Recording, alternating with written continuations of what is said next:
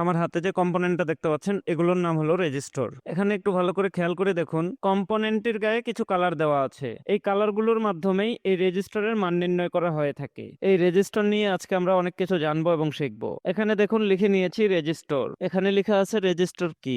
Resistor হলো একটি দুই প্রান্ত বিশিষ্ট ইলেকট্রনিক্স কম্পোনেন্ট। এই যে কম্পোনেন্টটা দেখতে পাচ্ছেন এই কম্পোনেন্টটা হলো রেজিস্টর। এই যে দেখতে পাচ্ছেন দুটো প্রান্ত, মনে রাখবেন এই দুটো প্রান্তর কিন্তু কোনো প্রকার নেগেটিভ এবং পজিটিভ সাইড নেই। আপনি যে কোনো সাইড ইনপুট এবং আউটপুট হিসেবে ব্যবহার করতে পারেন। এরপরে এখানে লেখা আছে রেজিস্টরের কাজ কি। বৈদ্যুতিক সার্কিটে কারেন্ট প্রবাহে বাধা প্রদান করাই হলো রেজিস্টরের কাজ। এখন যারা নতুন কাজ শিখতেছেন তারা বলতে পারেন এই রেজিস্টরের কাজ কি। আমি আপনাদেরকে অবশ্যই রিকোয়েস্ট করব, প্রথম ক্লাসে আমরা ভিআইআর অর্থাৎ ভোল্টেজ, কারেন্ট এবং রেজিস্টর এই তিনটি বিষয় নিয়ে ডিটেলসে আলোচনা করেছি। আপনারা সে ক্লাসটি দেখে নেবেন। তাহলে আমি আশা করব আপনাদের এই যে আর অর্থাৎ রেজিস্টর এটি নিয়ে আর কোনো কমপ্লেইন থাকবে না। এরপরে এখানে আমাদের লেখা আছে রেজিস্টরের একক ওহম। আমরা যে কোনো রেজিস্টরের মানকে ওহম দ্বারা প্রকাশ করব। এটি হলো ওহমের সিম্বল, অর্থাৎ প্রতিটি রেজিস্টরের মান নির্ণয় করার পরে এই ওহমের সিম্বলটি আমরা যুক্ত করে দিব।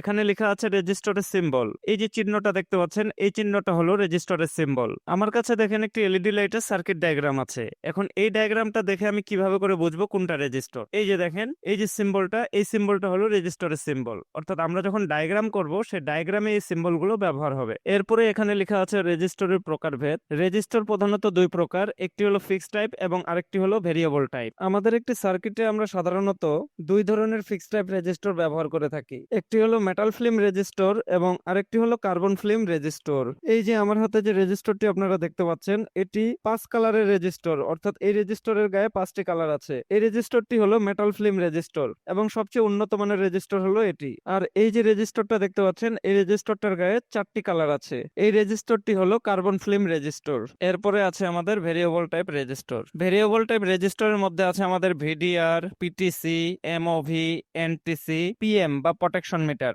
ভিডিআর অর্থাৎ ভোল্টেজ ডিপেন্ডেন্ট রেজিস্টর এবং এমওভি মেটাল অক্সাইড ভেরিস্টর একই জিনিস। এই যে কম্পোনেন্টটা দেখতে পাচ্ছেন এটার নাম হলো এমওভি বা ভিডিআর। আপনি জাস্ট কম্পোনেন্টটা চিনে রাখুন, পর্যায়ক্রমে সিরিয়াল অনুযায়ী প্রতিটা কম্পোনেন্টের আপনারা ডিটেলসে ভিডিও পাবেন। এরপরে আছে আমাদের এনটিসি, নেগেটিভ টেম্পারেচার কোএফিসিয়েন্ট। এই যে কম্পোনেন্টটা দেখতে পাচ্ছেন এটির নাম হলো এনটিসি। এরপরে আছে আমাদের পিটিসি অর্থাৎ পজিটিভ টেম্পারেচার কোএফিসিয়েন্ট। এই যে কম্পোনেন্টটা দেখতে পাচ্ছেন এই কম্পোনেন্টটার নাম হলো পিটিসি।